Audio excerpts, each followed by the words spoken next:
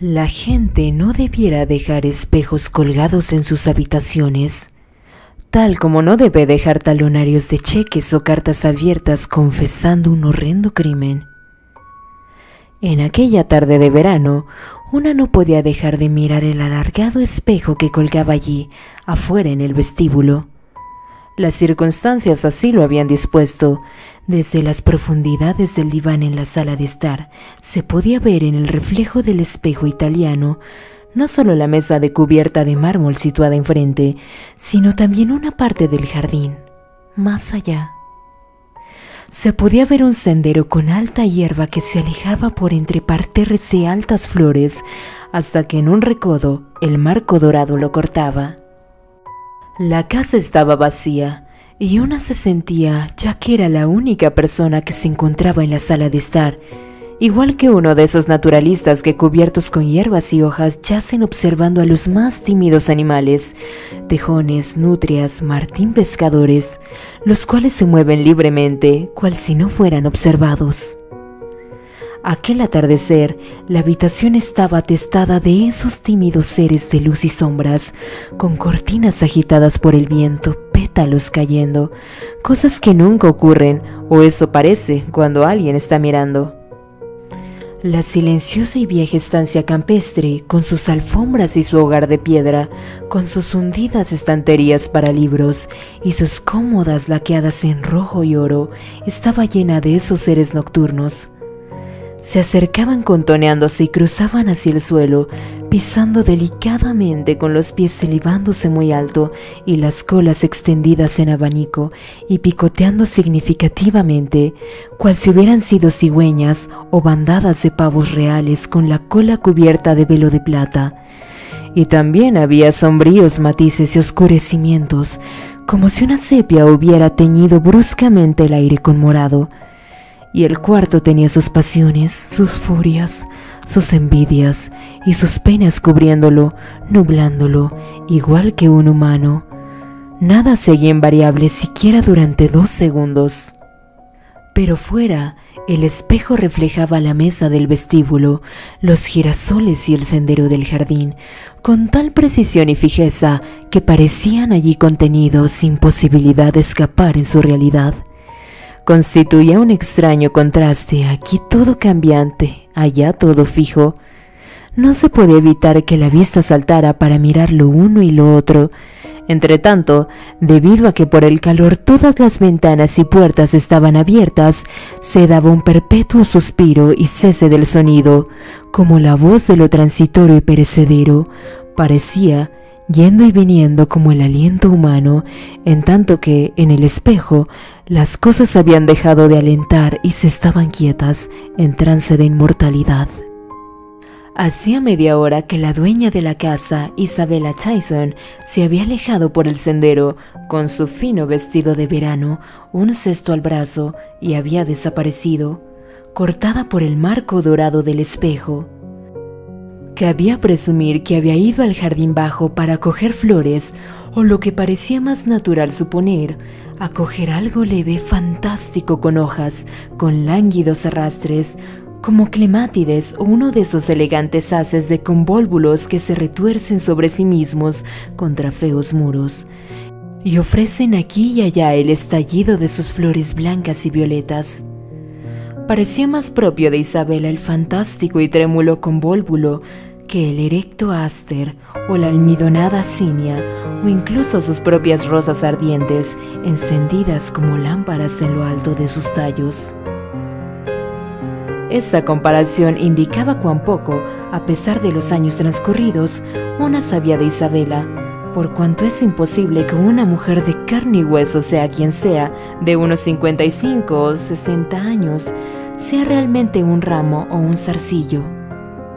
Estas comparaciones son peor que estériles y superficiales, son incluso crueles, por cuanto se interponen como el mismísimo convólvulo, temblorosas, entre los ojos y la verdad. Debe haber verdad, debe haber un muro. Sin embargo, no dejaba de ser raro que después de haberla conocido durante tantos años, una no pudiera decir la verdad acerca de lo que Isabela era. Una todavía componía frases como esas, referentes a convólvulos y ásteres. En cuanto a los hechos, no cabía dudar de que era solterona, rica, que había comprado esta casa y que había adquirido con sus propias manos, a menudo en los más oscuros rincones del mundo y con grandes riesgos de venenosas picadas y orientales enfermedades.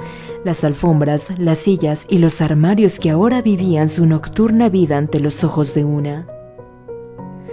A veces parecía que estos objetos supieran acerca de ella más de lo que nosotros, que nos sentábamos en ellos, escribíamos en ellos y caminábamos tan cuidadosamente sobre ellos, teníamos derecho a saber. En cada uno de aquellos muebles había gran número de cajoncitos y cada cajoncito con casi total certeza guardaba cartas, atadas con cintas en arqueados lazos cubiertos con tallos, despliego y pétalos de rosa. Sí, ya que otra verdad, si es que una quería verdades, consistía en que Isabel había conocido a mucha gente, tenía muchos amigos, por lo que si una tenía la audacia de abrir un cajón y leer sus cartas, hallaría los rastros de muchas agitaciones de citas a las que acudir, de reproches por no haber acudido, largas cartas de intimidad y afecto, violentas cartas de celos y acusaciones, terribles palabras de separación para siempre, ya que todas esas visitas y compromisos a nada habían conducido, es decir, Isabela no había contraído matrimonio y sin embargo, a juzgar por la indiferencia de máscara de su cara, había vivido 20 veces más pasiones y experiencias que aquellos cuyos amores son pregonados para que todos sepan de ellos. Bajo la tensión de pensar en Isabela, aquella estancia se hizo más sombría y simbólica. Los rincones parecían más oscuros, las patas de las sillas y de las mesas más delicadas y jeroglíficas. De repente, estos reflejos terminaron violentamente, aunque sin producir sonido alguno. Una gran sombra negra se cernió sobre el espejo, lo borró todo. Sembró la mesa con un montón de rectángulos de mármol veteados de rosa y gris. Y se fue. Pero el cuadro quedó totalmente alterado. De momento quedó irreconocible, ilógico y totalmente desenfocado.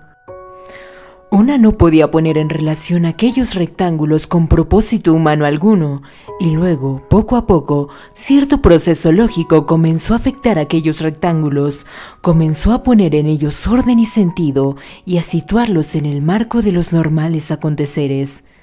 Una se dio cuenta, por fin, de que se trataba meramente de cartas. El criado había traído el correo.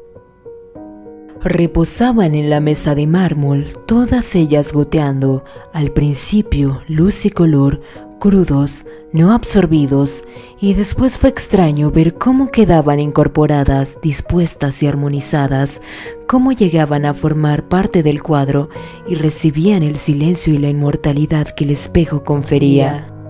Allí reposaban revestidas de una nueva realidad y un nuevo significado, y dotadas también de más peso, de modo que parecía se necesitara un escoplo para separarlas de la mesa.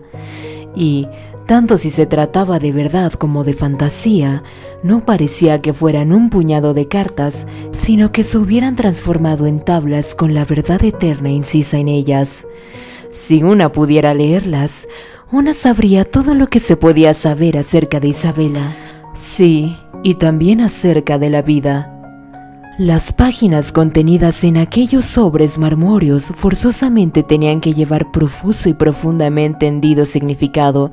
Isabela entraría, las cogería una a una, muy despacio las abriría y las leería cuidadosamente, una a una, y después, con un profundo suspiro de comprensión, como si hubiera visto el último fondo de todo, rasgaría los sobres en menudas porciones, ataría el montoncito de cartas y las encerraría bajo llave en un cajón, decidida a ocultar lo que no deseaba se supiera. Este pensamiento cumplió la función de estímulo. Isabela no quería que se supiera, pero no podía seguir saliéndose con la suya. Era absurdo, era monstruoso. Si tanto ocultaba y si tanto sabía, una tenía que abrir a Isabela con el instrumento que más alcance de la mano tenía, la imaginación. Una debía fijar la atención en ella, inmediatamente, Ahora, una tenía que dejar clavada allí a Isabela. Una debía negarse a que le dieran más largas mediante palabras y hechos propios de un momento determinado, mediante cenas y visitas y corteses conversaciones. Una tenía que ponerse en los zapatos de Isabela. Interpretando esta última frase literalmente, era fácil ver la clase de zapatos que Isabela llevaba allá en el jardín de abajo en los presentes instantes. Eran muy estrechos y largos y muy a la moda, del más suave y flexible cuero. Al igual que cuanto llevaba, eran exquisitos, y ahora estaría en pie junto al alto seto, en la parte baja del jardín, alzadas las tijeras que llevaba atadas a la cintura para cortar una flor muerta, una rama excesivamente crecida. El sol le daría la cara, incidiría en sus ojos, pero no, en el momento crítico una nube cubriría el sol, dejando dubitativa la expresión de sus ojos, que era burlona o tierna, brillante o mate.